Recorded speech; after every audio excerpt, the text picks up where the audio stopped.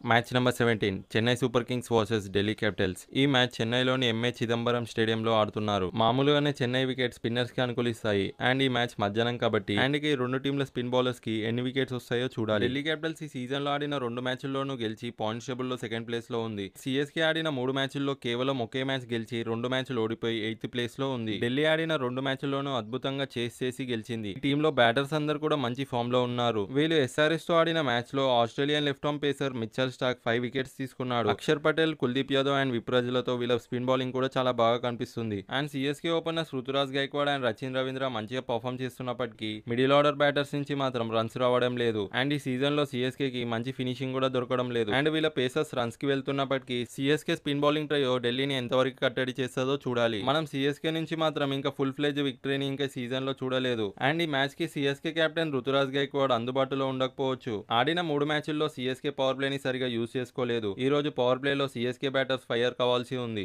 చెపాక్ లో CSK and Delhi Capitals ఆడిన last 7 matches లో 7 మ్యాచెస్ సిఎస్కేనే గెలిచింది. ఇక రెండు టీంల హెడ్ టు హెడ్ విషయానికి వచ్చేస్తే ఇప్పటి వరకు మొత్తం 30 మ్యాచ్లు ఆడారు. అందులో సిఎస్కే 19 మ్యాచ్లు గెలిస్తే ఢిల్లీ క్యాపిటల్స్ 11 మ్యాచ్లు మాత్రమే గెలిచింది. అండ్ నాకు మాత్రం ఈ మ్యాచ్ లో ఢిల్లీ క్యాపిటల్స్ సిఎస్కేని డామినేట్ చేసేది అనిపిస్తుంది.